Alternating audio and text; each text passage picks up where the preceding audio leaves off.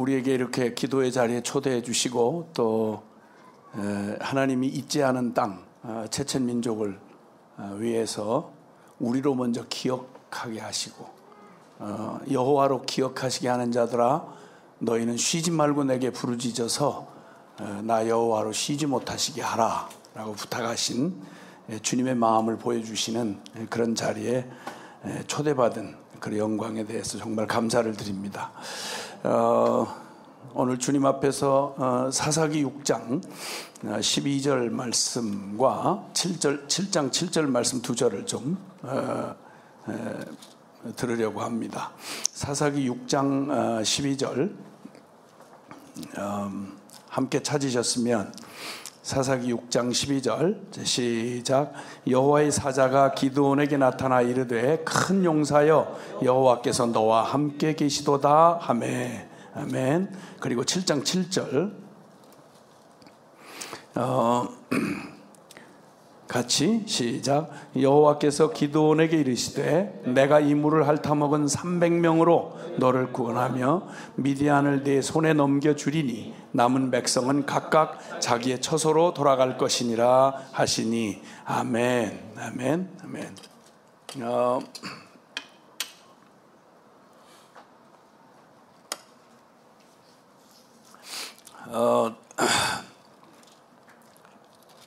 그 6장 1절에 이런 표현이 나와 있습니다.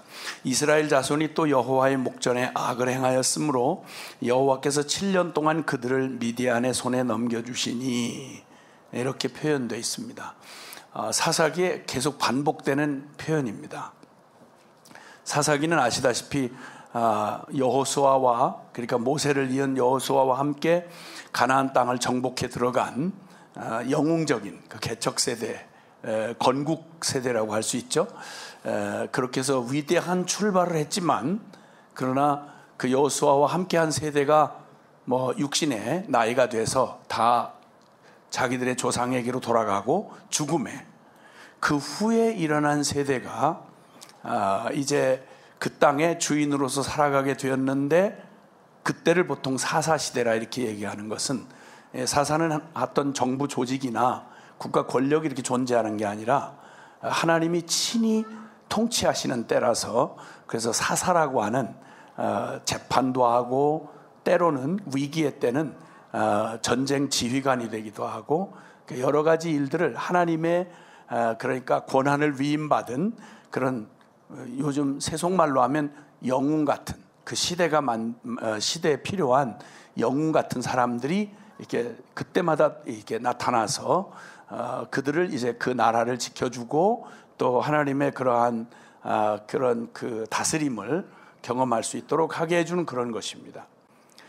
그런데 그 후에 일어난 세대가 하나님의 변함없는 눈에 보이는 여호수아라고 하는 그 참 뛰어나고 탁월했던 그 지도자 그리고 그 시대에 함께 같이 그 나라 건국을 위해서 아주 일사불란하게 움직였던 영웅 세대가 죽고 나니까 그 다음에 일단은 떠돌이 생활이 끝나고 정착 생활을 하게 된 겁니다. 고생 끝에 아파트 한 채 얻어가지고 그리고 이제는 안정된 생활을 하게 된 거죠. 자, 이렇게 되다 보니까 편안해지면 찾아오는 예외 없이 찾아오는 그런 그 게으름과 타락이 시간이 나면 심심한 걸 못 견디는 게 하나님이 만드신 모든 만물 중에 유일하게 권태증을 느끼는 존재가 인간이라고 그러잖아요. 그래서 심심하면 뭔가 일을 저질러야 되는 거예요. 그래서 반드시 죄를 짓고 타락하는 이런 악순환이 계속되는 중에 첫 사사로 등장했던 온니엘 사사가 그 하나님의 그 대리자로서 하나님이 세운 종으로 통치를 하는 동안에는 뭐 통치라고 해야 뭐 이렇게 고정적인 어떤 그 권력을 행사하는 이런 사람이 아니고 필요한 때 필요한 사람이 필요할 때 시비가 걸리면 재판받으러 오고 또 전쟁이 나면 또 그 사람이 대신 나가서 막아주기도 하고 이런 일이죠. 자, 그런데 그렇게 온니엘 사사가 있던 40년 동안 평안했습니다.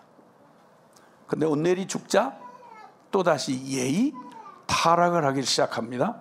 그래서 결국은 고통 가운데 다른 이방 민족들이 와서 그들을 억압하는 고통과 탄식의 시간을 보내다가 죽을 때 되면, 아주 죽자고 어려우면 그제서 찾는 게 이제 하나님이니까, 평소에는 잘 하나님은 부담스럽잖아요. 평소에는 부담스럽고 좀 어려울 때, 이것도 안 되고 저것도 안 될 때, 모든 길이 꽉 막혔을 때, 하늘밖에 안 남았을 때, 그때 이제 부르는 게 하나님이잖아요. 그렇게 부르면 또 하나님은 속 없으신 분처럼 또 응답을 해 주십니다. 그래서 위기를 넘겼고 에웃이라는 사사가 등장을 했습니다. 아주 모압의 극렬한, 이웃나라 모압의 극렬한 고통을 받고 있을 때 고통 중에 부르짖으니 에웃이라고 하는 왼손잡이 사사 에웃을 세우셔가지고 이 모압을 확 꺾으신 다음 80년 동안 에웃 사사가 살아있고 그 사사로 존재하는 동안 80년을 평안하게 보냈습니다.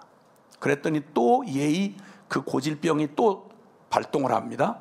그래서 드보라라고 하는 남자들 중에 아마 쓸 인간이 별로 없었는지 아줌마 출신의 드보라 사사가 등장을 합니다.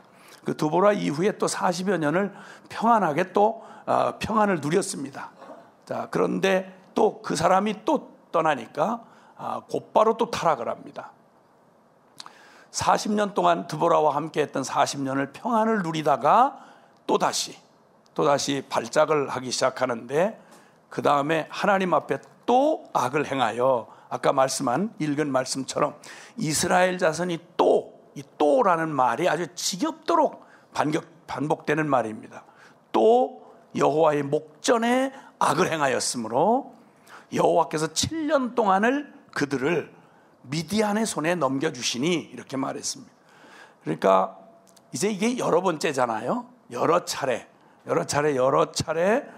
또 다시 악을 행하고, 또 그러다 보니까 미디안의 손에 팔려서 7년 동안 죽을 고생을 합니다. 근데 죽을 고생을 하는데 보통 고생을 한 게 아니라 주변에 미디안, 아말렉, 이 동방 사람들이 아야 이 거덜이 난 그 이스라엘 땅에 다 진을 치고 들어와서 아주 메뚜기처럼 쓸어갑니다. 죽으라고 먹고 살아야 되니까 농사를 지면 추수할 때가 되면 정확하게 나타나요. 정확하게 나타나서 이놈 저놈이 다 뜯어가는데 도대체 목숨을 연명할 수가 없는 겁니다. 이게 무려 7년이었습니다. 무려 7년.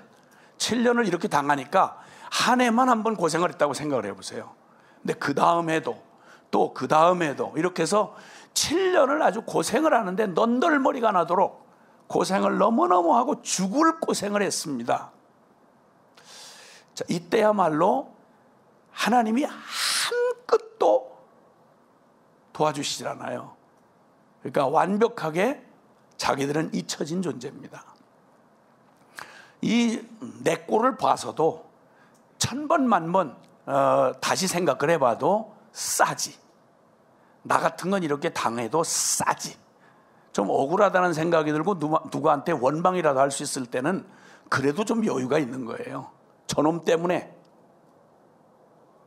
그 신랑 때문에, 그 마누라 때문에, 이럴 때는 그래도 악에라도 바쳐서 그래도 자기 위안이라도 돼요. 그런데 그래, 맞아, 내 꼬라지지, 에이 죽일 놈, 나 같은 놈이 자업자득이지, 이렇게 해서 자기 꼴을 봐서도 나 같은 놈을 하나님이 기억할 리가 만무지. 1년 버림받았고 2년을 돌아보시지 않고 3년을 잊혀졌구나 싶은데, 이제는 더는 못 견딜 것 같은 시간이 5년, 6년, 7년을 가자 더 말할 것도 없고, 이 땅 이스라엘 땅은 하나님이 그들을 기억하고 도우신다는 흔적이 요만큼도 보이지 않도록 완벽하게 거덜이 났습니다. 완벽하게 하나님의 잊혀진 땅이었습니다. 그러니까 이스라엘이 모두가 한 마음이 되어 고통 중에 이제는 의지할 데가 없으니까요. 부자가 망해도 3년은 산다고, 그리고 아무리 망해도 여기저기 인맥, 혈맥, 항맥 이렇게 찾아다니면서 도움이라도 청하면 몇 년은 버틸 수 있는데 이제는 거덜난 겁니다. 그렇게 고통 중에 하나님 앞에 부르짖을 때 하나님의 응답이 먼저는 선지자를 보내십니다. 금방 문제를 해결해 주시는 게 아니라 말씀을 먼저 주세요. 그게 무슨 말씀인고 하니 뭐 복잡한 말씀도 아닙니다. 왜냐하면 뻔히 답이 나와 있는 거니까요. 다른 게 아니라 그때 선지자를 보내가지고 여호와께서 8절에 보면 여호와께서 이스라엘 자손에게 한 선지자를 보내시니 그가 그들에게 이르되 여호와께서 이같이 말씀하시기를 이스라엘의 하나님 내가 너희를 애굽에서 인도하여 내며 너희를 그 종되었던 집에서 나오게 하여 애굽 사람의 손과 너희를 학대하는 모든 자의 손에서 너희를 건져내고 그들을 너희 앞에서 쫓아내고 그 땅을 너희에게 주었으며 내가 또 너희에게 이르기를 나는 너희의 하나님 여호와이니 너희가 거주하는 아모리 사람의 땅의 신들을 두려워하지 말라 하였으나 너희가 내 목소리를 듣지 아니하였느니라. 노래를 지어 불러도 지겨워서 못 부를 정도로 후렴같이 계속 반복하는 이 내용이 바로 이 내용입니다. 내가 너희를 어떤 처지에서 건져냈느냐?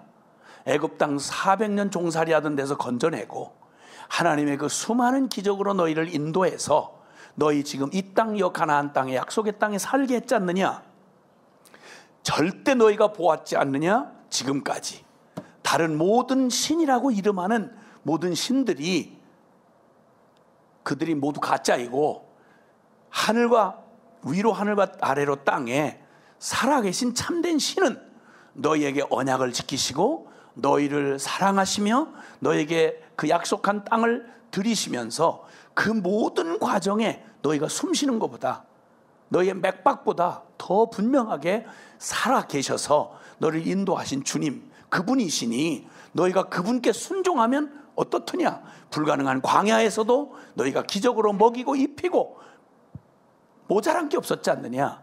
하나님 그분을 순종하고 그분과만 같이 가면 어떤 적이라도 이겼지 않느냐? 이제 충분하지 않느냐? 그러므로 너희는 절대 하나님 없는 영적 고아처럼 살던 그 비참한 시절에 애굽 사람이나 가나안 사람처럼 행하지 말고 너희는 오직 살아계신 하나님의 백성답게 그렇게 섬기고 그리고 순종해라. 그리하면 너희가 잘 되고 그리고 너희가 복을 받으리라. 뭐 어려울 얘기 아니잖아요. 유치부 학생도 다 따라서 듣고 순종하여 믿을 만하잖아요. 이 정도면 이 얘기를 또 하는 거예요. 이걸 지금 몇 차례를 반복된 사사 시대에 그 반복됐던 그 일을 다시 또 원 위치를 돌아가서 진짜 존재적으로 소망이 없는 이 민족들에게 주님께서 다시 이제 고통 중에 부르짖으니까 선지자를 먼저 보내시고 이 말씀을 들려주세요. 답을 몰라서 그런 거 아니지 않냐? 이제 돌아와라. 회개해야 산다. 하나님은 여전히 너희를 잊지 않았어. 잊은 건 너희가 하나님을 잊었지. 떠난 건 너희가 떠났지. 나 하나님은 한 번도 너희를 약속한 그 자리에서 떠난 적이 없고 너희를 잊은 적이 없다. 이렇게 말씀하시는 거예요. 하나님이 우리를 잊었습니다. 미디안 7년 동안 우리를 깨끗이 잊어버리시고 우리를 버리신 게 분명합니다 라고 말하는데 나는 아니 버린 건 네가 버렸고 잊은 건 네가 잊었지 나는 한 번도 너를 잊은 적도 버린 적도 없다 이렇게 말씀하시는 거예요. 그러시고 드디어 주님께서 하나님의 그들을 잊지 않으시고 이제 비로소 그들이 부르짖고 하나님을 찾으니까 하나님이 비로소 한 사람에게 나타나십니다. 그게 기드온이라고 하는 사람입니다. 이 기드온인 사람 너무도 평범한 작은 므낫세 지파에 속한 아주 지극히 평범하기 짝이 없는 보통 사람이었어요. 근데 이 사람이 하나님 앞에 하나님이 이 사람을 찾아오십니다. 그 기드온에게 나타나 이르시되 갑작스레 나타나셔가지고 적들이 무서워서 먹고 살아야 되겠는데 하도 그냥 알거지를 만들고 탈탈 털어가지고 가니까 저 굴 속에 숨어가지고 추수를 하는데 타작을 이렇게 하는 추수가 아니고요. 이삭을 몇 개 숨겨가지고 들어가서 그 포도주 틀 밑에다가 숨겨놓고 한 올 한 올 따면서 추수가 아니라 이건 이렇게 처량하고 가련할 수가 없는 거예요. 그런데 그때 주님이 그 처량한 꼴을 하고 있는 기드온에게 나타나셔가지고 앞뒤 설명도 없이 큰 용사요 이러시는 거예요. 이 주님의 이 대화 방법 우리가 이해하지 않으면 정말 소통이 어려운 거죠. 요즘 뭐 소통 그러는데 소통이 안 됩니다. 뭐 대통도 안 되고 소통도 안 되고 그러는 거죠. 갑자기 상황 설명 없이 전혀 그 말하고는 어울리지 않는데 하나님 당신 수준으로 당신의 계획으로 당신이 선포하시는 거예요. 하나님만이 하실 수 있는 거예요. 아멘. 우리 인간은 누구한테 위로를 할래도요, 솔직한 말로 내가 그 사람을 도울 수가 없잖아요. 그냥 말만 위로만 할 뿐이죠. 그러니까 아이고 얼마나 어려우시겠어요. 아유 세상에 너무 얼굴이 안 됐네. 아유 내가 무슨 뭐 도움을 드릴 수는 없지만 아이고 마음을 좀 편히 잡수세요. 아니 마음 편히 안 잡수고 싶어서 그래. 그런 사람이 어디 있어? 근데 우리는 다 해봐야 능력이 없거든요. 능력도 없고 실력도 없으니까 우리는 기껏 해봐야 동정하고 혀를 차고 그냥 아유 같이 울어주고 이거밖에 할 수가 없어요. 근데 하나님은 무에서 유를 창조하신 분이잖아요. 이때쯤이면 기쁘고 환하게 아멘 하셔야 돼요. 얘기가 이쯤이면 얼른 빨리 얼른 눈치를 채고 그렇게 하셔야 되는 거예요. 그렇게 안 하니까 기도원하고 똑같은 거예요. 지금 기도원이 너무 기가 막히니까 오 나의 주여 13절에 기도원이 대답하는 거예요. 꼭 여러분 얼굴 표정하고 똑같이 지금 대답을 하는 거예요. 여호와께서 우리와 함께 계시면 어찌하여 이 모든 일이 우리에게 일어났나이까? 또 우리 조상들이 일찍이 우리에게 이르기를 전해주기를 여호와께서 우리를 애굽에서 올라오게 하신 것이 아니냐? 저 출애굽에 어마어마한 기적을 주신 하나님이다. 홍해를 가르고 하늘의 문을 열고 만나를 내리시고 그렇게 했던 그 모든 얘기, 그 모든 이적이 어디 있습니까? 이 7년 동안 완전히 우리 다 거덜났습니다. 어디 하나님이 우리를 기억한 흔적이 있습니까? 이렇게 말하는 거예요. 무슨 큰 용사는 무슨 큰 용사입니까? 용사는 그만둬 놓고 어린이가 다 알아듣고 웃잖아요. 어린이가 다 알아듣고 이렇게 쉬운 얘기를 못 알아듣고 은혜를 못 받으면 그건 어떻게 되는 거야? 그냥 나이만 많이 먹은 거지. 주여.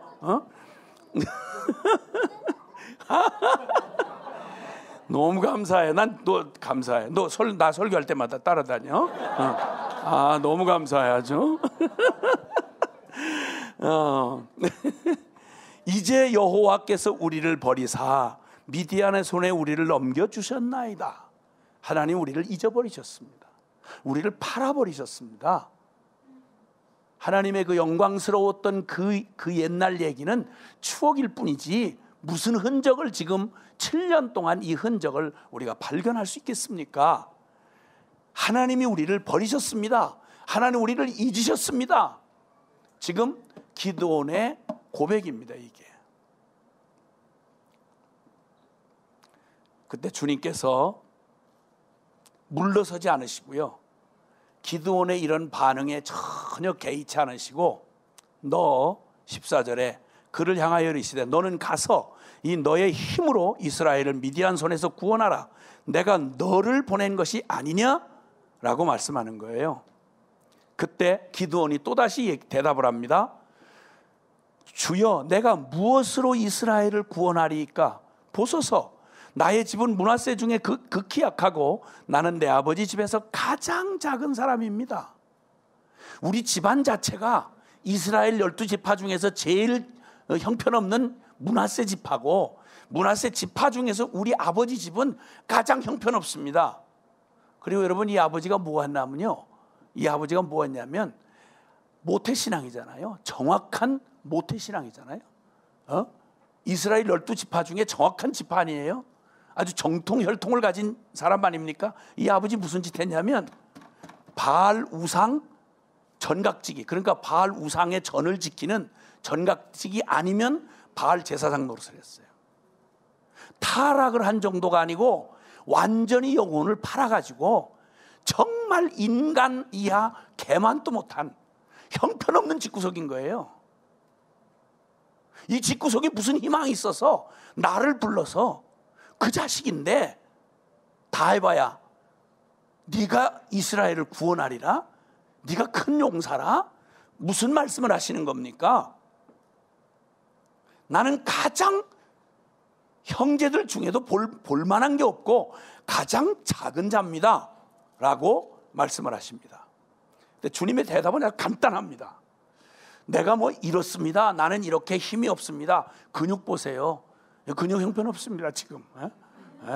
제가 그냥 봐도 위험 있게 보입니까? 찌그러져 가지고 아무도 나를 두려워하지 않습니다. 뭐 별의별 소리를 다 신상보고를 다 해도 주님의 대답은 딱 하나입니다.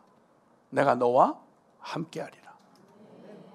큰 용사라는 말도, 네가 이스라엘 구원한다는 말도, 너를 통해 이 놀라운 이 권능을 행하게 한다는 말도 근거가 너에게 달려있는 거면 전 못 배웠습니다. 전 나이 보세요. 누가 나를 알아줍니까? 될 만한 게 하나도 없습니다. 무슨 신상보고를 다 해도 주님은 한마디 끄떡도 안 하시고, 왜냐하면 주님이 알고 부르셨거든요. 그리고 그런 따위에 조금 덩치가 큰 놈이면 어떻고 적은 놈이면 어때요? 힘이 좀 있으면 어떻고 모자라면 어떻습니까? 건강하면 어떻고 병 들었으면 어떻습니까? 그 차이가 주님에게 그게 무슨 영향을 주겠어요? 주님은 거기에다가 영향을 끼칠 만한 비중을 둔 적이 없다는 거예요. 단 한마디예요. 내가 너와 함께하리라. 이게 대답이에요. 이게 대답. 이게 대답이라고요. 우리 몇 명인데요, 주님 딱 한마디 하시는 거예요. 내가 너와 함께하리라. 저 경력이 없는데요, 내가 너와 함께함이라. 거기 저기 얼마나 강한데요, 내가 너와 함께함이라. 주님의 대답은 좀 간단합니다. 그리고 주님은 세 번째로는, 주님은 이 전쟁은 단순한 세력과 세력의 전쟁이 아닌 영적 전투임을 알게 해주시려고 이 사람이 부름받자마자 주님이 그를 불러내시고 먼저 하신 일이 뭐냐면, 너 아버지가 섬기고 있는 그 바알 제단, 너 아버지 7년 된 두 번째 소를 잡아다가 너 아버지가 그 동네에서 대표로 아마 그 바알 신전을 꾸리고 있었던 것 같아요.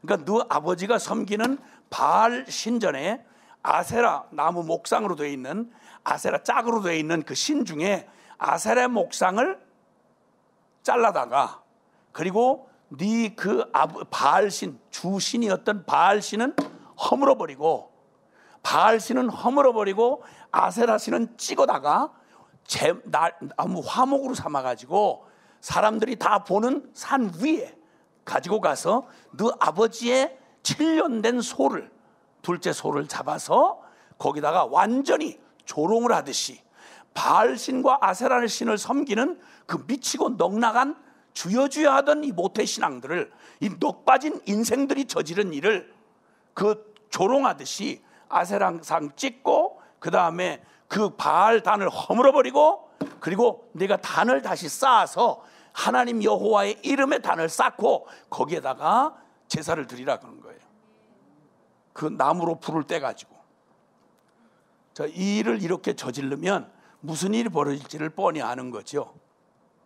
그래서 나중에 얘기에 길게 얘기의 초점이 거기에 있는 게 아니니까, 정말 낮에 했으면 좋은데 겁이 나가지고 10명 데리고 밤에 야간 작업을 한 겁니다. 야간 작업을 해서 그 어두운데 그 뭐 후라시도 없던 시절에 어떻게 했겠어요. 어떤 해가지고 이 바알 우상 때려부시고 이거 그 아세라 그 찍어다가 그걸 소 잡아가지고 다 불 떼면서 이렇게 하는 거 해본 사람은 알아요. 통쾌해요.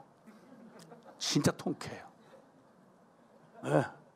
저도 한번 해봤거든. 이게 물론 나는 잡혀갔지만 어쨌든 여기서 그래서 어쨌든 이렇게 해서 했더니 그 다음날 난리가 난 거예요. 밤사이에 자기들이 그렇게 섬기고 빌었던 신이 찍혀가지고 거기서 나무 아주 화목이 돼버렸고 바알 신단은 완전히 넘어졌고 이렇게 된 거예요. 근데 사람들이 내놓으라는 거예요. 이게 지금 모태신앙들이고 여호와 하나님을 섬기도록 특 선택받았던 백성들이 무슨 짓을 하는지 보세요. 그 다음 나리박자, 이건 누가 한 거야? 저 필경, 아마 짐작이 같은 모양이에요. 필경 그놈이다.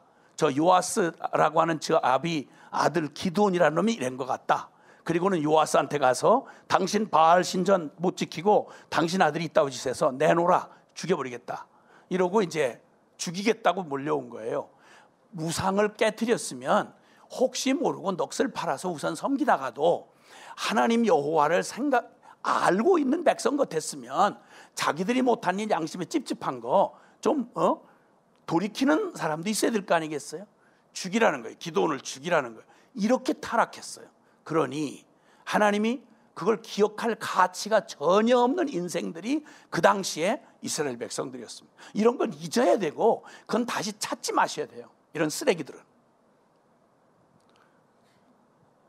그런데 놀랍게도 죽이려고 막 들러서서 막 와와거리는 그들에게 그 아버지 요아스가 놀랍게도요, 그 아버지가 무슨 회개를 했거나 신앙적인 사람이 아니잖아요. 그런데 아마 하나님이 그 입을 주장하셔서 생각을 주장하셔가지고 대답을 하기를, 너네 만약에 너네 신을 너희가 지켜? 야, 그게 논리적으로 맞는 말이야? 너네가 빌고 도움을 청했던 신이 너네 도움받고 신 되겠어? 만약에 너희 중에 누구라도 바알신을 위하여 내가 뭐 바알신을 지키겠다 이런 놈이 있으면 내일 아침 되기 전에 죽을 거야. 이때 다 겁이 난 거예요. 바알신은 자기가 만약 살아있는 신이라면 자기가 자기를 지킬 것이고 바알신 스스로가 이를 처리할 거야. 너희 나서지 마라. 이렇게 되는 바람에 위기를 넘긴 거죠. 기가 막힌 말을 하게 하신 거예요. 자, 그리고 드디어 그러니까 먼저는 이 영적 전투임을 하나님 알게 하시고, 하나님이 하시는 이 전투에 제일 중요한 건 먼저는 미디안 적과 싸우는 게 아니라 우리 내부에 있는 우상과 싸우는 이 일을 먼저 하게 하시고, 그리고 이제 네 번째 드디어 주님이 일을 하게 하시는데, 여러분 어떻게 때가 맞춰서 이 준비를 딱 주님이 여호와 이레로 준비를 해놓으시고 나니까 무슨 까닭이었는지 모르겠는데 이때 아야 7년 동안을 다 거덜내게 했으니까 아야 이참에 이스라엘 땅을 완전히 접수를 해버리자, 이렇게 아마 생각을 했던가 봐요. 그러니까 이 미디안이 주도가 되고 아말렉과 그 외에 다른 동방 사람들이 다 함께 모여서 연합군을 해가지고 와서 10만 명이 넘는 대군을 데리고 와서 아야 이번에 땅을 분할해서 가지려고 작정을 했던가 봐. 때를 맞췄던 거죠. 그렇게 들어오니까 그때 주님께서 하나님이 당신의 그 권능으로 이 이스라엘을 이 미디안의 억압에서 자유케 하시려고 그들의 마음을 그냥 충동을 하사 그냥 늘 뺏어 먹으면 될 텐데 양이 안 차는 거예요.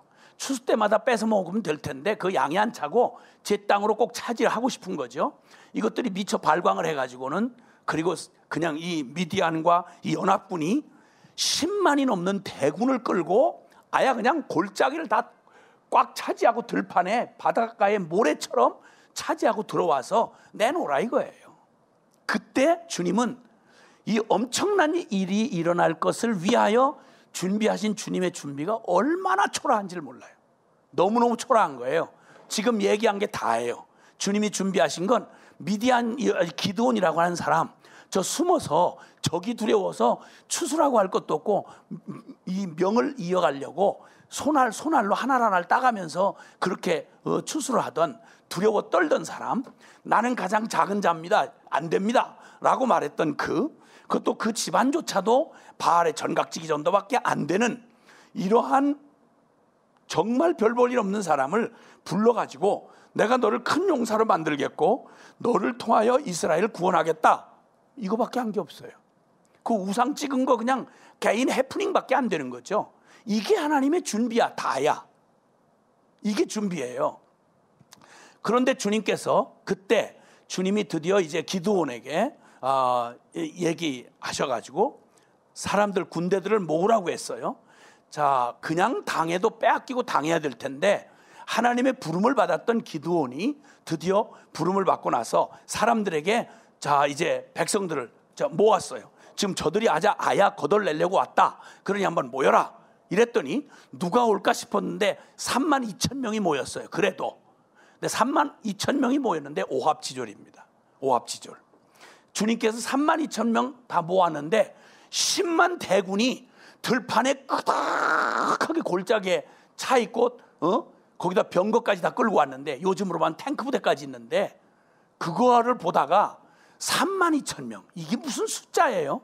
근데 주님이 32,000명 간신히 모였는데도 다들 오합지졸이야. 주님 뭐라고 그러신 거 아니?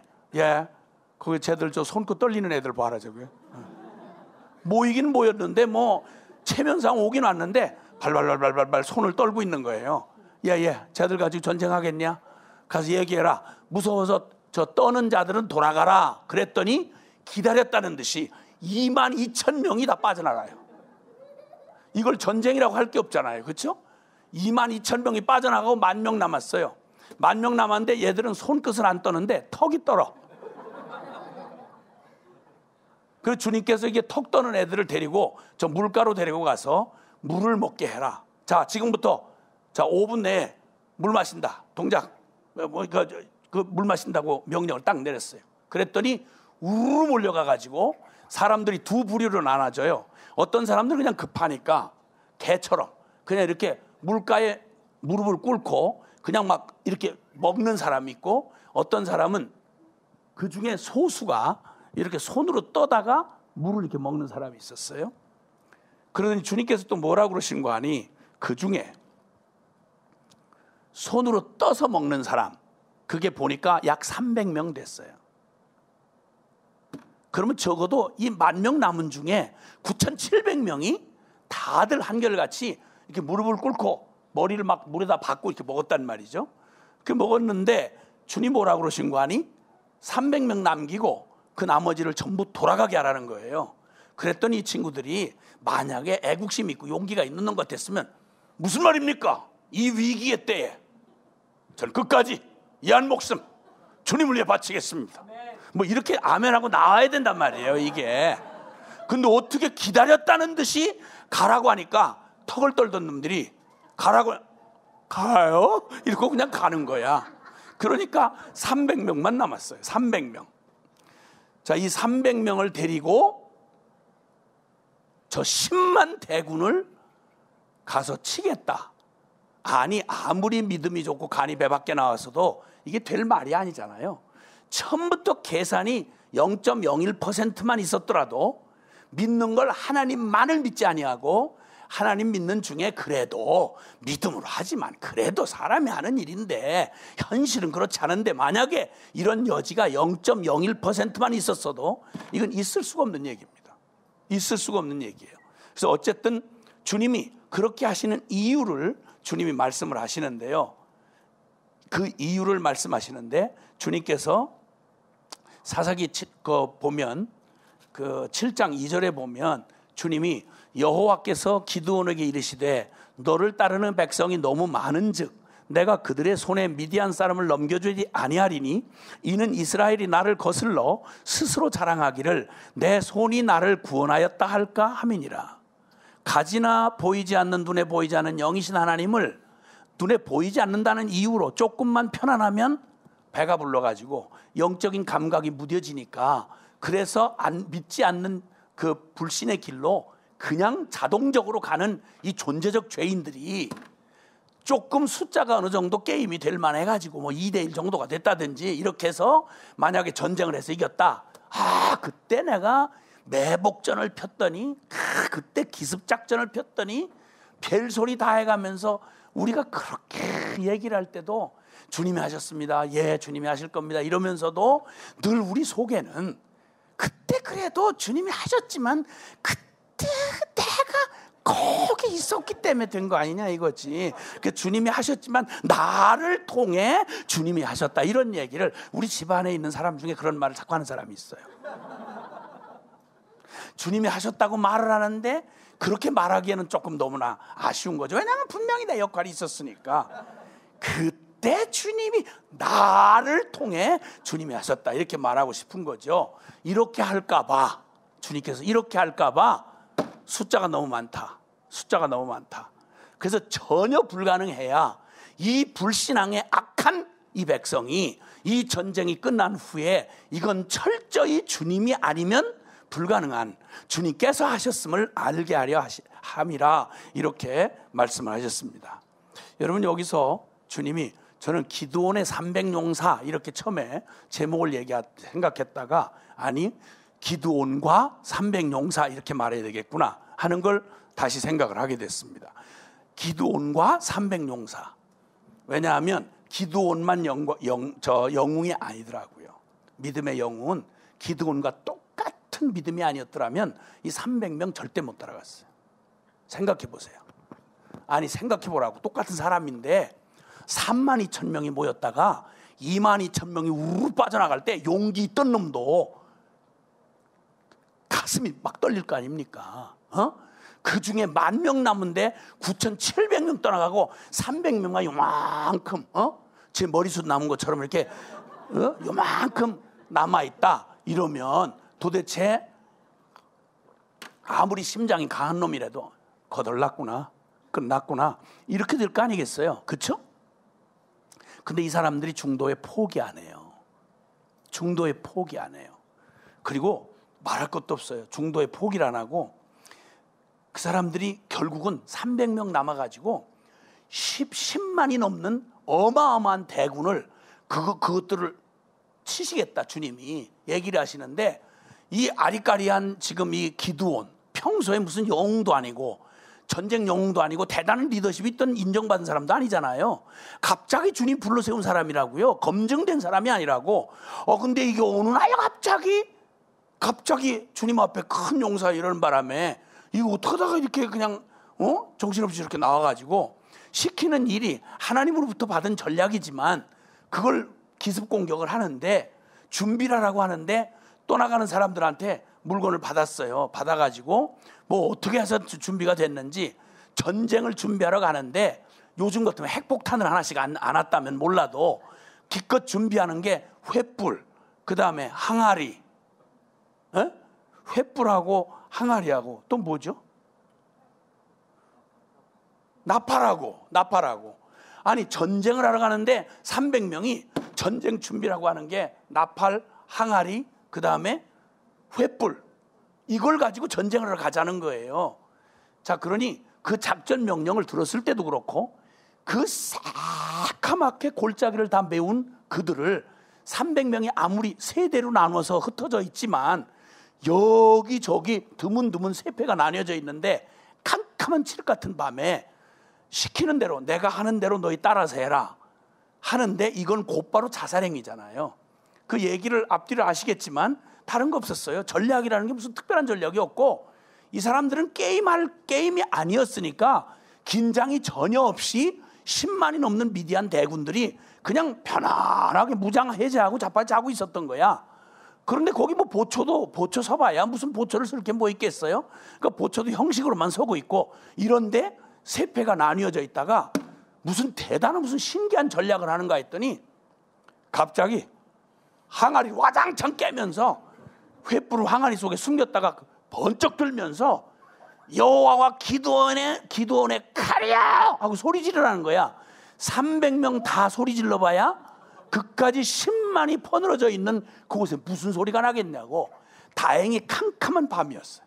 캄캄한 밤, 칠흑 같은 밤에 거기에 횃불이 갑자기 300개가 휙 올라오면서 포위된 것처럼 여기저기 이렇게 세패가 나뉘어져 가지고 항아리를 어떻게 깼는지는 모르지만 와장차장창창 하고 막 소리가 나는데 동시에 나니까 이게 보통 일이 아니죠. 자다가 완전히 무장 해제하고 자다가 왕창 깨지고 횃불을 들고 여호와와 기드온의 칼이야 하고 소리를 지르라는 이 전략 전술을 받았을 때 생각 있는 놈 같았으면 이게 뭐 하자는 얘기냐 이게 이거 뭐 하자는 얘기냐 그 다음은 어떻게 하겠다는 얘기냐 그 다음에는 그래 하는 거야 쉽다 깨고 들고 소리 질러라 그걸 못하겠냐.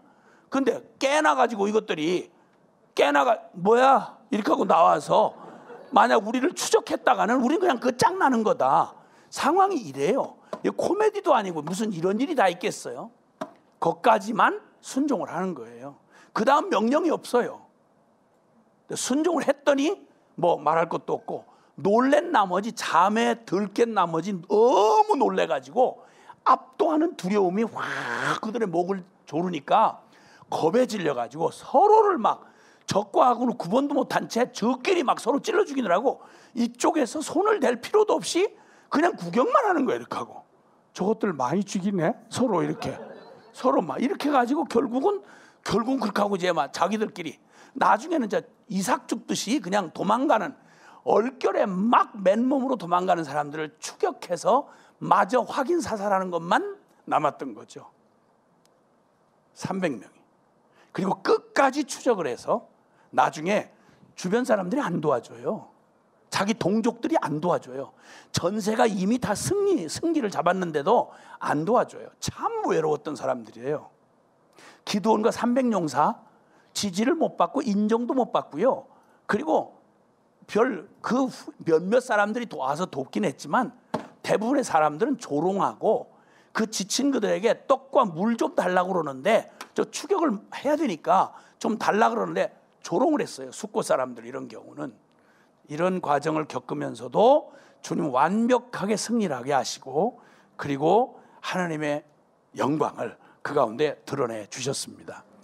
이 해프닝 같이 보이는 이 상황, 기드온 사사를 통해서 주님이 미디안의 손에서 완전히 7년 동안 팔려서 죽을 고생을 하며 하나님에게 잊혀졌다고 생각했던 그 민족을 주님이 결코 잊지 않았음을, 결코 포기하지 않으셨음을 보여준 하나님의 주권이 절대적으로 나타난 살아계신 하나님이 그 민족에게 언약한 바를 너희가 잊어버렸고 너희가 떠났고 너희가 하나님을 배신했지, 하나님은 한 번도 그 마음에서 너희를 포기한 적도 잊은 적도 떠난 적도 없었다는 사실을 아주 극적으로, 아주 너무나 극적으로 드러내 주신 바로 사건이 바로 여기에 기록이 되고 있습니다.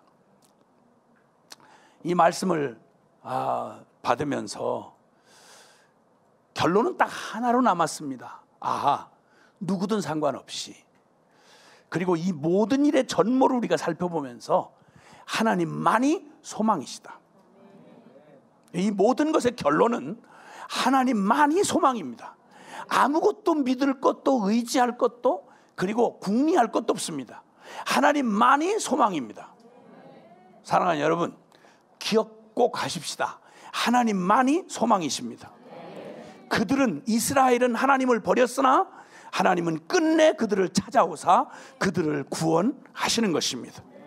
그리고 놀라운 건 최후의 하나까지 결코 잊지 아니하시고 끝까지 하나님이 허락하시고 일방적으로 사랑하셨던 그 민족을 찾으시는 주님 말고 우리는 어떤 민족이든 개인이든 우리의 소망을 말할 수 없다라고 하는 것이 결론이다, 이 말입니다.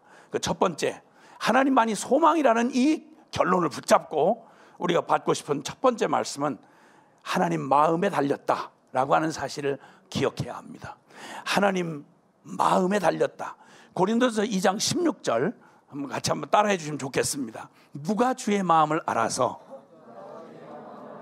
주를 가르치겠느냐. 아멘. 아멘. 결국 여러분, 한 개인이든 여기 자기 자포자기, 내 꼴 내가 봐서 이거 자업자득이구나, 내가 내 꼴을 봐서도 이건 하나님이 잊은 게 분명하고, 상황 판단을 해봐도 하나님 날 포기하셨구나, 이게 분명한데 아무리 나에게서 가능성을 찾아보고 희망을 붙들래도 우리에게서 나올 희망이나 가능성은 없는 거예요. 만약에 희망을 얘기하려면 한 민족, 오늘 우리가 주제를 삼는 이 체첸이라고 하는 이 민족이 어떻게 소망이 있냐고 말한다면 그들의 역사를 뒤집어 봐도 소망이 없고요, 우리의 현실적으로 우리가 도울 우리의 처지와 형편을 생각해 봐도 희망이 없고요, 거기는 아시는 대로 거긴 자기들이 이슬람의 수호자라고 생각하고 이슬람 가장 극렬한 그냥은 받을 수가 없는, 특히나 러시아 정교에 대해서는 그들을 침략하고 압박했던 것으로 알기 때문에 십자가만 보는 순간 치를 떨고 그들 피가 저절로 저항을 하는, 복음을 받을 수가 없는 가장 어려운 지경에 있는 난곡불락 같은 그러한 그들의 심령과 처지를 생각할 때 체첸이야말로 복음에서 가장 외진 곳, 복음을 받을 수 있는 희망이 전혀 보이지 않는 바로 상황 자체가 그렇습니다. 그러니까 그들은 잊혀졌고 그들은 구원받을 소망이 보이지 않습니다. 이렇게 열려진 때 여러분, 아주 극렬한 아프가니스탄이라든지 사우디아라비아, 여러분 이런 나라들 세계에서 핍박 순위 1위 국가라고 일컬어졌던 사우디아라비아가 오랫동안 그랬거든요. 지금 북한이 1위지만. 근데 여러분, 북한만 해도 그렇게 극렬하게 성경책을 가지고 있다가만 걸려도 정치범 수용소에 가요. 상상도 못한 일이 벌어져요. 그런데도 거기 최소한 수십만 명의 크리스찬들이 있어요. 사우디아라비아 마찬가지고요.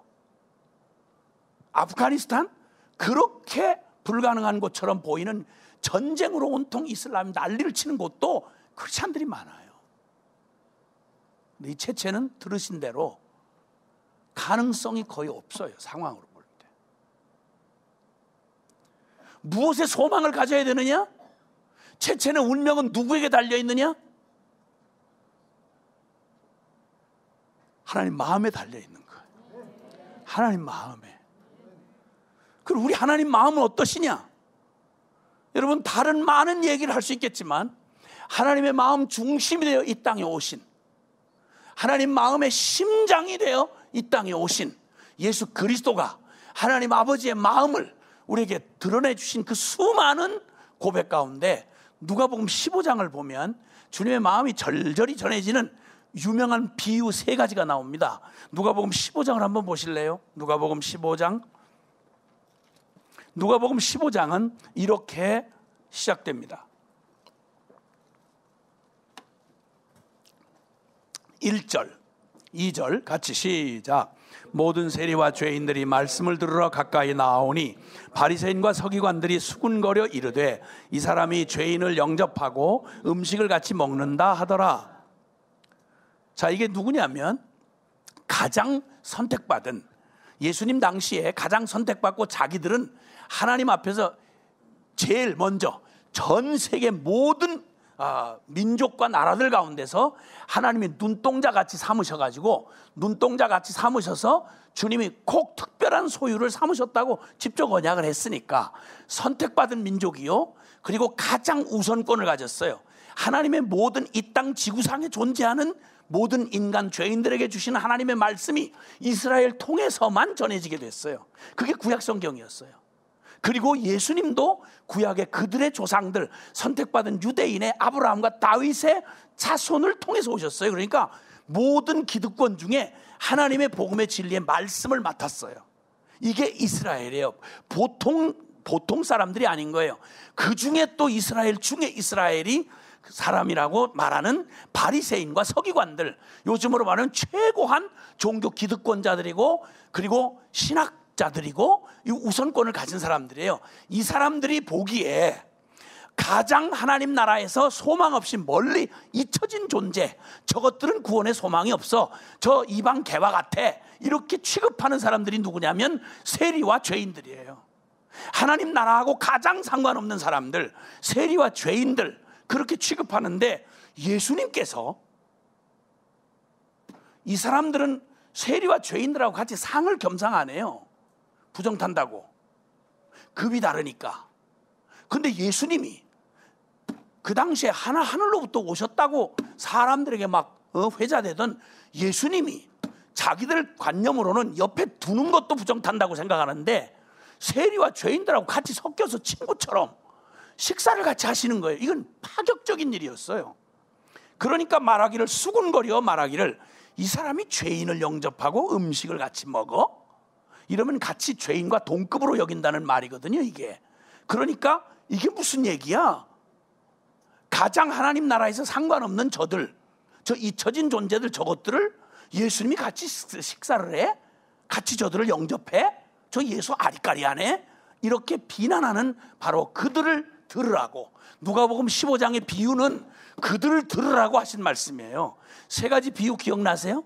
첫 번째는 양 100마리가 있는데 그 중에 하나가 길을 잃었다. 잃어버린 한 마리 양에 대하여 얘기하세요. 그렇죠? 그렇다고 그러세요. 이걸 연구해야 될 필요가 있습니까? 유명한, 하여튼 누가복음에 아주 유명한 비유인데, 그 다음에 은전연립, 어떤 여인이 남편에게 받은 은전연립 중에 하나를 잃어버렸는데 이걸 찾도록 찾는 얘기 하시잖아요. 그죠? 그 다음에 그 유명한 탕자 이야기, 탕자 비유, 바로 그 얘기예요. 그 얘기를 한 자리에서 주님이 이 감동적인 얘기를 그 냉랭한 가슴을 가지고 비판하고 째려보는 바로 바리새인과 서기관들. 저 뭐야? 저 인간들 왜 상대하는 거야 저거? 저것들이 무슨 인간이라고 이렇게 생각하는 그들에게 주님이 하신 말씀이에요.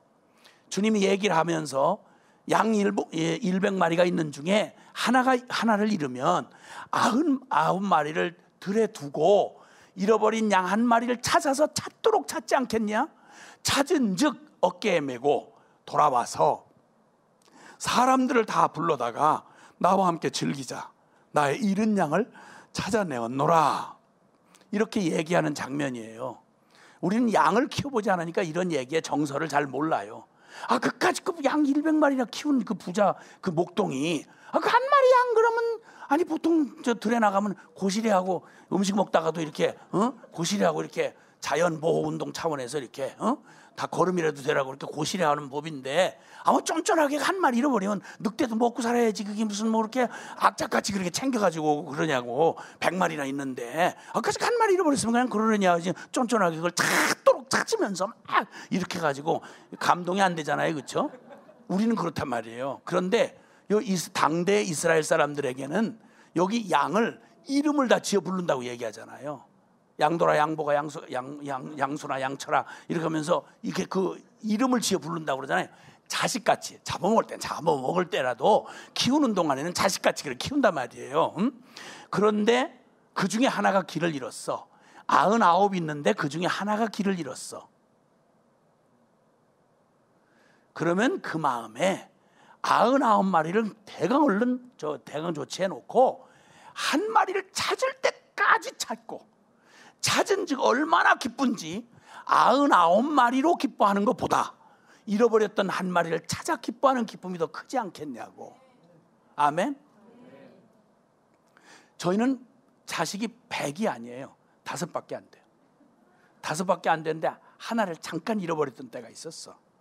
잠깐 해가 뉘엿뉘엿치고 도저히 알아볼 만한 데를 다 알아봤는데 없어졌어. 아장아장 걷던 시간인데 그때 그 짧은 악몽 같은 시간을 다시 기억하고 싶지도 않아요. 진짜. 야, 그때 하나아이가 잃어버렸다는 걸 안 순간부터 찾을 때까지 아직도 4명이나 남아있어. 그거 다 해봐야 5분의 1이야. 이런 생각을 할 수가 있을까 없을까? 없어요. 자식 넷이 남아있다는 생각이 눈꼽만큼도 도움이 안 돼요. 사랑이란 100분의 1 뭐 이런 식으로 취급되는 게 아니에요. 그거 하나 빠지면 나머지 99으로 채울 수가 없어요. 주님이 얘기해요. 7절에 내가 너에게 이르노니 이와 같이 죄인 한 사람이 회개하면 하늘에서는 회개할 것 없는 의인 99으로 말미암아 기뻐하는 것보다 더하다. 의인 99이 여러분 어떤 의인이에요? 소돔과 고모라에는 10명의 의인만 있어도 그 벼락 맞을 성을 심판을 유보하시겠다고 그래서 의인이 이런 사람이에요.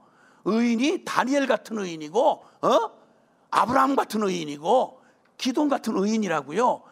이 99의 기쁨이 적다는 말이요? 아니요. 그 모든 기쁨이 다 있어도 이 한 마리 잃어버린 잃어버린 상실을 아픔을 메꿀 수가 없다는 거예요. 메꿀 수가 없다는 거예요. 네가 앉아 있어야 할 그 자리에 너가 없이 다른 사람 많이 주변에 앉아 있다고 네가 빈 자리를 내가 메꿀 수 없다는 거예요. 저희 어머니가 환갑잔치 때 그 초라한 환갑상이지만 차려드렸더니 그 좋은 날에 또 그냥 질질 짜고 계시더라고 우리 어머니가. 좋은 날 왜 그러냐, 분위기가 왜 이러냐 그러고 막 야단을 쳤더니 아이고 야야 6.25 때 잃어버린 자식, 우리 12남매를 낳아가지고 그 당시에 5남매 남아 있었거든요. 먼저 보낸 자식이 생각이 나서 좋은 날 맞이하면 가슴에 멍이 되는 거예요. 옛말에 그런 말 있잖아요. 부모는 죽으면 뒷산에 갖다 묻고 잊을 수가 있는데 자식이 죽으면 부모 가슴에 문단 말이 있어. 좋은 날만 되면 세월이 그렇게 지나갔는데도 여기 생생하게 그 자식이 살아남아 있는 거예요. 에휴, 그때 그놈. 에휴, 그때 그럼 남아있는 거예요. 짧은 인생에 부족한 에미의 마음도 그런데 살아계신 하나님이 이처럼 사랑하사 당신의 하나밖에 없는 아들을 대신 잡을 만큼 사랑한 영혼이, 그것도 그냥 잊혀지고 그냥 망하는 게 아니라 영원히 분리된 채 지옥의 불에 떨어지는 그 영혼의 고통을 아시는 하나님이 죄인 하나가 그 아찔한 불구덩이 바로 앞에서 끝났구나 싶은데 마침 그때 그냥 낚고 채서 거기서 만약 죽을 운명에서 살려냈다, 그 기쁨이 의인 99을 인하여 기뻐하는 것보다 비교할 수가 없다고 주님이 얘기하셨단 말이에요. 아멘. 똑같은 농도로 은전 연립 중에 한 입을 잃어버렸던 여인이 그냥 못 찾으면 그냥 불을 켜들고 온 방을 쓸면서 그걸 찾도록 찾기까지 찾지 않겠냐는 거예요. 맞아요. 그래요.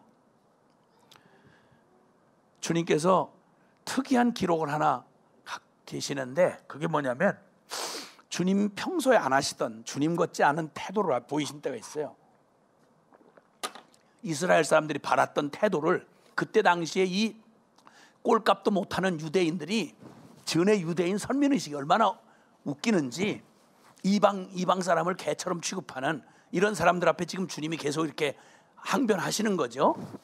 그때 한번 예수님이 막 이렇게 길을 가시는데 사람들이 얼마나 빽빽하게 둘러싸여 있는지 한 여자 하나가, 이방 여자의 가나안 여자 혹은 수로보니게 여자라고 하는 여인이 하나가 예수님 뚫고 들어올 수가 없으니까, 부정 탄다고 곁을 안 주니까 이방 여인이 얼마나 다급했던지 예수님이 여기 지나가는 길에 마저 놓치면 끝이니까 내 딸이 지금 흉악히 귀신 들려 너무너무 비참합니다.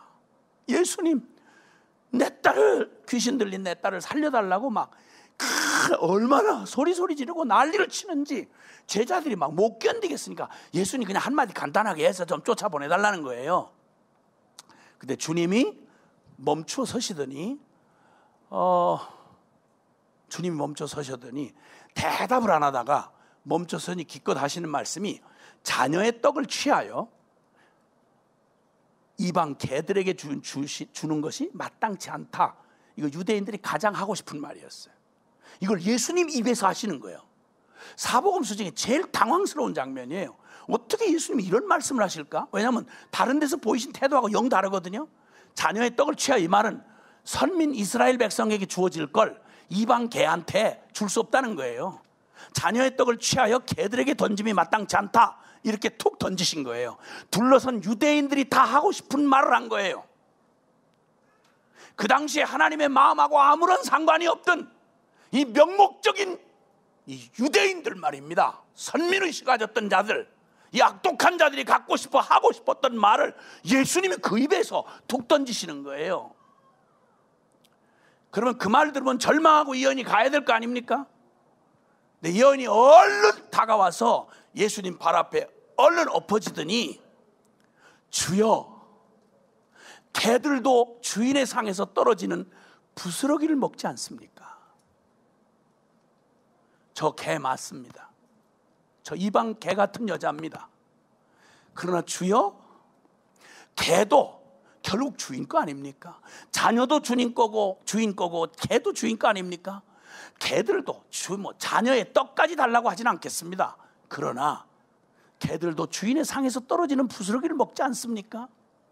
이랬더니 주님이, 그렇게 짐짓 냉정하게 말씀하셨던 주님이 감당 못할 감동을 받으시면서, 여자야, 네 믿음이 크도다, 아주 감동하신 말씀을 하세요.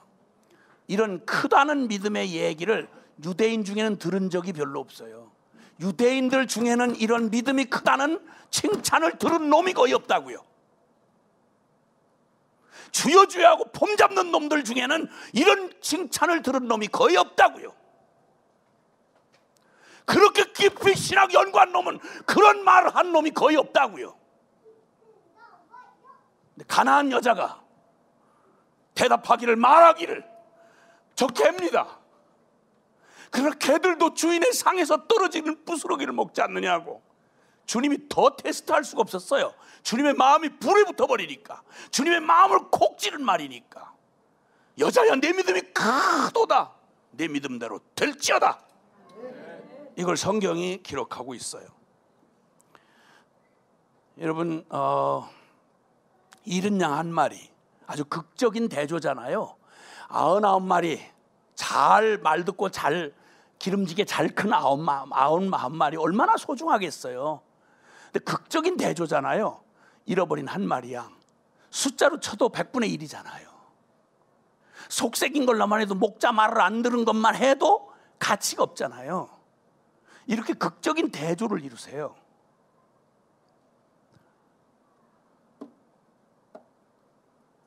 주님이 마지막 십자가에서 보여주신 무슨 메시지를 그렇게 할 수 있을까요? 주님이 십자가에 죽으시던 바로 그때 함께 십자가에 매달렸던 그 좌편에 있던 강도가,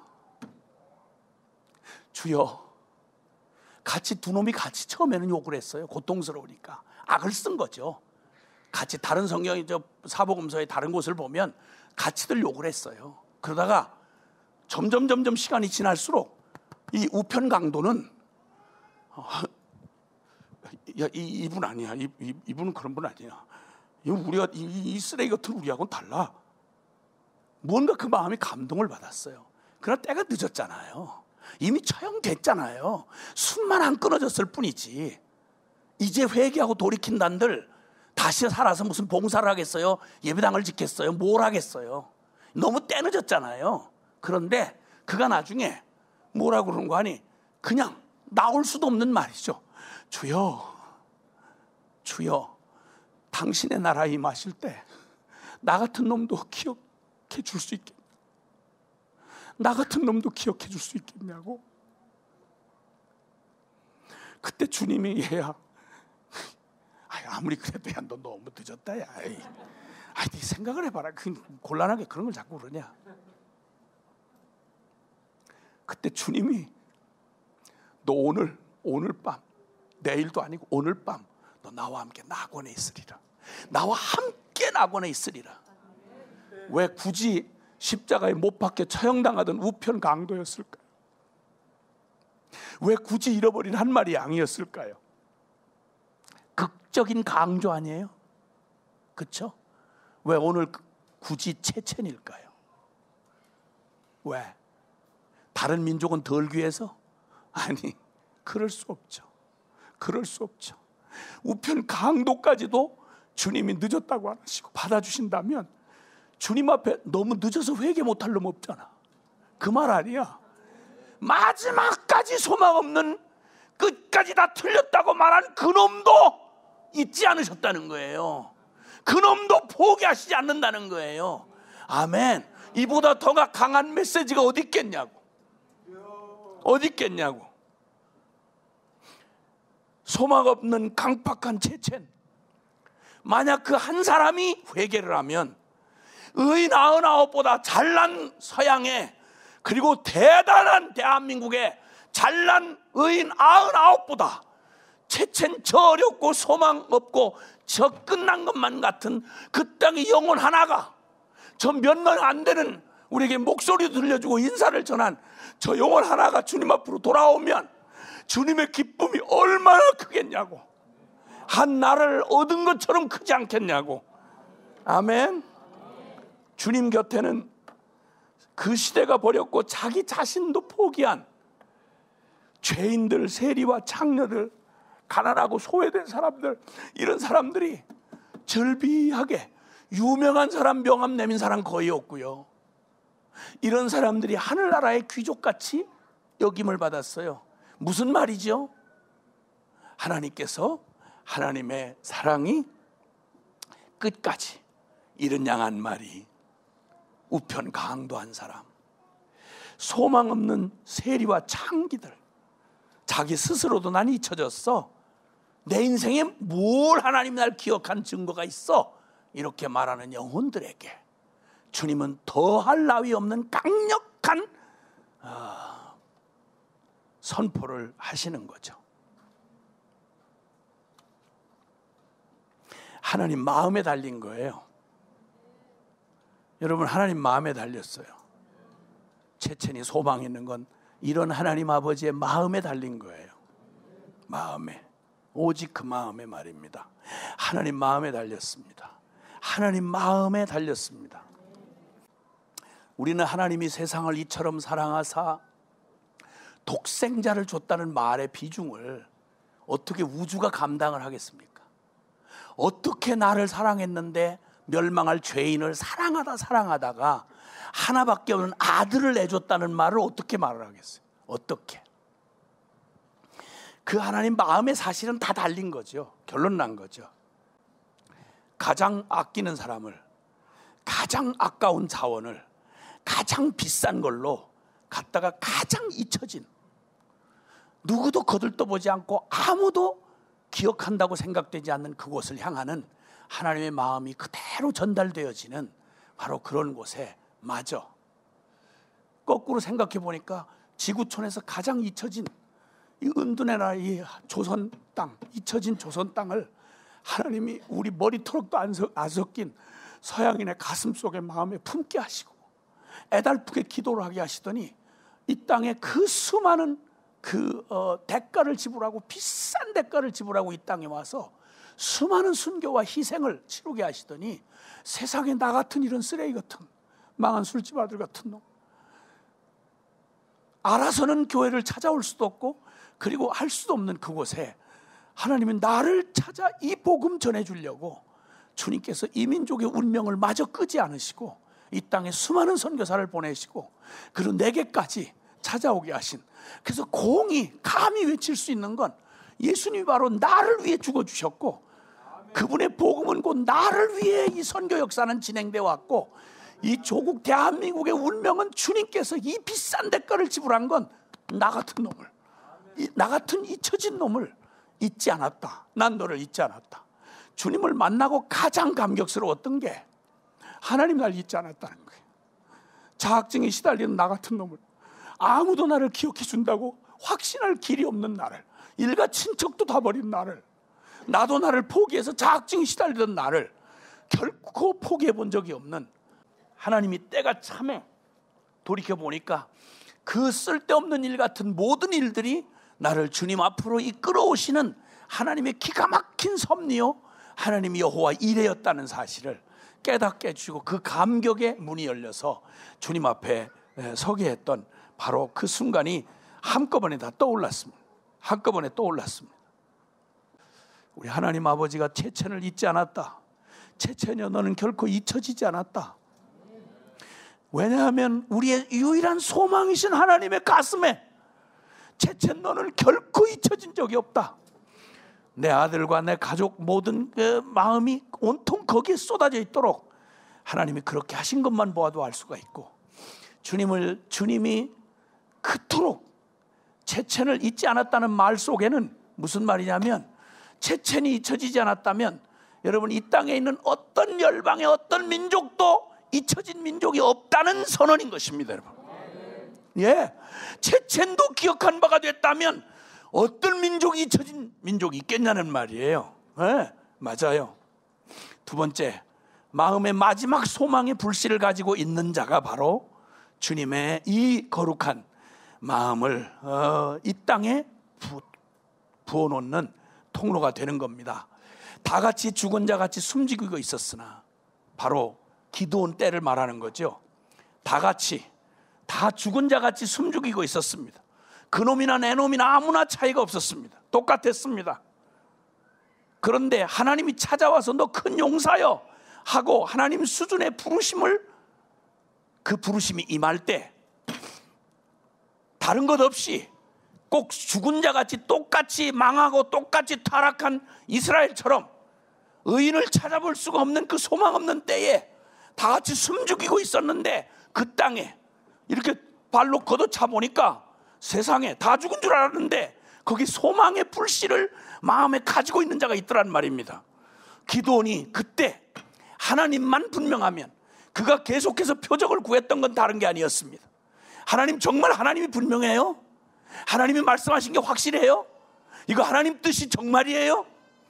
그리고 그는 그만 함께 하신다면, 하나님이 하고자 하시기만 한다면 그건 결론이지요 하고 일어난 기드온과 300용사 말입니다. 우리 똑같이 맥을 잃고 복음을 배신하고 떠나가는 것 같은 이 상황 속에, 다 무관심한 것 같은 이때에 오늘 주님이 그분의 마음을 부어서 그 마음을 이렇게 두드리시면 함께 다 같이 숨죽이고 있었던 자 같으나 언제든지 주님이 그 마음으로 찾아 건드리시면 언제든지 순종하여 일어설 하나님의 사람들 기드온과 300용사가 지금 분명히 있는 것입니다. 바알에게 무릎 꿇지 않은 7천의 용사가 어디 박혀 있는지 모르지만 하나님이 때가 되어 건들기만 하면, 그러면 언제 그런 사람이 있었나 싶게 일어난다는 말입니다. 세 번째는 절대 믿음의 순종을 통해서 보여진 것입니다. 하나님으로부터의 격려의 증표를 여러 번 기드온이 구합니다. 여러분, 그 자칫 생각하면 기드온이 믿음이 없어서 이런 것 같다, 이렇게 저도 그렇게 설교를 했던 적이 있고 그렇게 많은 분들이 생각을 합니다만은 오늘은 좀 다르게 보이더라고요. 오늘 다른 게 보여요. 평생 믿지 않을 트집거리를 찾는 자들은 꼭 망한 이스라엘처럼 그 엄청난 기적과 표적과 부인할 수 없는 은혜를 입고도 뭐 요만한 일만 생기면 믿지 않을 트집거리를 찾아서, 그래서 못 믿겠다, 그래서 난 떠났다, 그래서 부르심을 뒤집는다, 이렇게 말하는 사람들 참 많은 중에 여기 기드온과 300용사는 믿을 근거를 붙잡은 자였습니다. 몇 번의 증거를 요구했느냐가 문제가 아니라 두려울 때마다 물러서지 않고 이렇게 묻는 거지요. 주님 정말이지요? 하나님 함께 하신다고 하는 건 정말이죠? 또 한번 양털 이거 시험 해보시고, 주님 정말 이거 분명히 미디안 우리한테 붙인다는 거 사실이지요? 때마다 두려움이 올 때마다 물러서질 않고 주님 앞에 바짝바짝 다가서면서 묻는 거예요. 주님 정말 우리와 함께 하시지요? 정말이지요? 이거 사실이지요? 이건 불신을 위한 게 아니라 믿기로 결정하고 믿을 근거를 붙잡는 거란 말이죠. 사랑하는 우리 동역자 여러분, 또 기도의 용사인 여러분, 믿지 않을 트집거리를 찾는 자는 99가지 증거를 줘도 한 가지만 삐딱하면 그거 트집 잡고 99가지를 다 뒤집어 버립니다. 그러나 믿음 있는 사람은 희망이 전혀 보이지 않는 99가지 희망이 보이지 않는 상황 속에서도 한 가닥 붙잡을 것만 붙잡으면 그걸 믿을 근거로 삼아서 그걸로 다시 일어나고 그걸로 다시 한번 앞으로 더 품속으로 뛰어들고, 정말이죠? 주님 우리와 함께 하시는 거 맞죠? 한 번 더 보여주세요. 맞는 거죠? 제가 한 걸음 더 가고 또 묻고 한 걸음 더 가고 또 묻고, 그래서 온 길이 여기까지 왔습니다. 체첸이여, 너는 결코 잊혀지지 않았노라. 이 말은 열방의 영혼들아, 열방의 모든 땅들아, 너희는 결코 하나님께서 잊혀져 본 적이 없다. 이사야 49장 14절 16절에 여인이 어찌 그 태에서 난 자식을 잊을 수 있겠느냐. 그러나 혹시 그들은 잊을지라도 나는 너희를 결코 잊지 않을 것이며 나는 너희의 이름을 내 손바닥에 새겼노라. 그리고 나는 반드시 너를 반드시 찾아내고야 말리라. 동과 서 남과 북 아무리 내가 먼 곳에 떨어져 있을지라도 나는 반드시 너를 찾아낼 것이며 반드시 내 영광을 위하여 창조한 너를 반드시 내게로 돌아오게 하리라. 계시록 7장 9절 10절은 말합니다. 온 나라와 족속과 백성과 방언 가운데서 어느 누구도 셀 수 없는 수많은 그 나라와 족속과 백성과 방언 중에 하나도 잊혀지지 아니하고 주님 앞에 돌아온 그들이 손에 종려가지를 들고 흰옷을 입고 구원의 노래를 부르게 되는 그날이 이루어지기 전까지 주님은 그의 일을 결코 쉬지 아니하실 것입니다. 그래서 오늘 주님께서 이 체첸 기도의 밤을 통해 사실은 꼭 마지막 우편 강도를 너 오늘 밤 나와 함께 낙원에 있을 거야 라고 말해줬던 것처럼 99마리보다 한 마리 잃어버린 양을 찾은 기쁨이 99보다 더 크다고 강조하셨던 주님이 체첸이여 너 결코 잊혀지지 않았노라는 말은 오늘 여기 계시는 저와 여러분 한 사람 한 사람을 향해서 우리에게 말해주시는 우리 개인적인 고백이시고, 그리고 선교가 완성될 때까지 결코 물러설 수 없는 우리 하늘아버지의 간절한 애절한 우리의 선언이며 약속이며 축복인 것입니다. 미아가 발생돼서 고통을 당하는 국민의 문제가 너무 심각해서 국무총리실 산하에 미아 대책 본부가 생겨질 만큼 미아 문제가 심각해졌을 때, 그때 한 방송사에서 다큐멘터리를 제작하려고 미아가 발생한, 즉 아이를 생으로 잃어버린 그런 가족들을 인터뷰를 하려고 찾았는데 아무도 인터뷰에 응하지 않았습니다. 그때 마지막으로 어렵게 얼굴을 모자이크 처리한 웬 남루한 노숙자 차림의 한 남자분을 인터뷰를 하는데 성공을 했어요. 그 옆에는 낡은 중고차가 서 있는데 중고차를 바닥하게 사진을 확대한 사진을 차를 온 도배를 했더라고요. 그리고는 그게 얘기합니다. 이렇게 저렇게 인터뷰를 하다가 아빠 되시죠?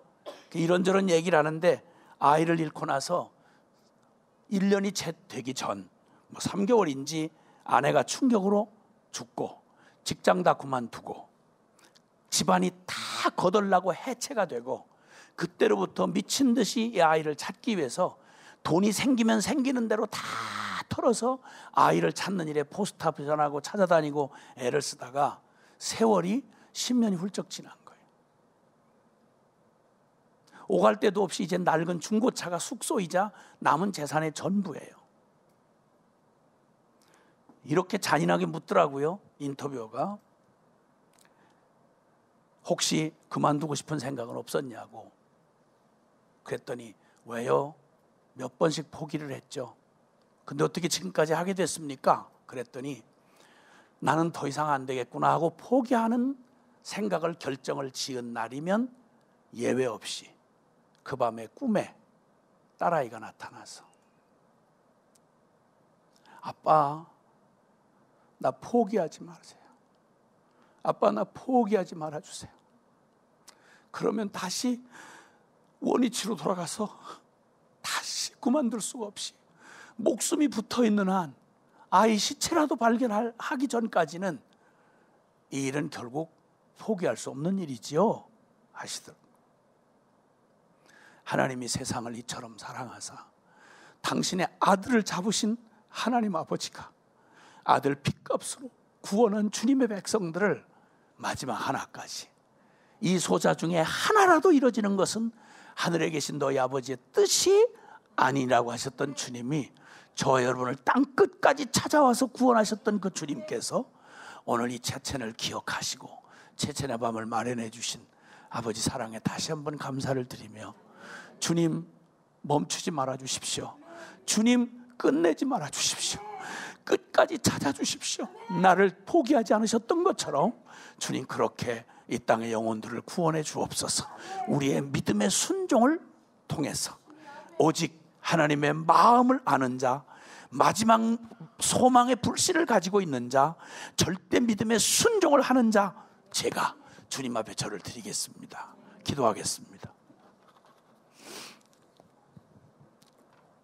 사랑하신 하나님 아버지, 하나님 우리 아버지, 가슴이 먹먹하고 목이 베이는 밤을 주셔서 감사합니다. 체첸 위하는 밤인 줄 알았더니 하나님이 저희 같은 이 불쌍한 영혼들을 향한 하나님 아버지의 마음을 보여주시려고 우리를 부르신 줄 알아서 정말 감사를 드립니다. 잘하셨습니다. 포기하지 않으셔서 우리가 살 수 있었습니다.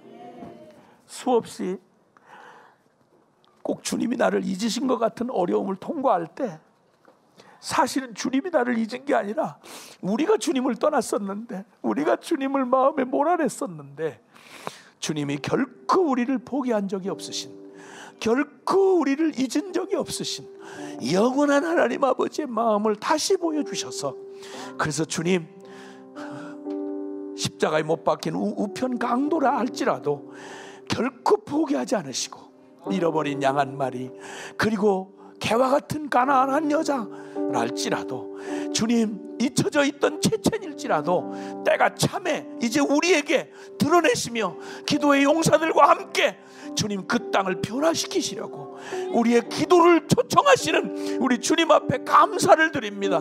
주님 사랑합니다. 감동이 됩니다. 잊지 마시옵소서. 쉬지 마시옵소서. 일하시옵소서. 우리 구주 예수 그리스도의 이름으로 기도하옵나이다.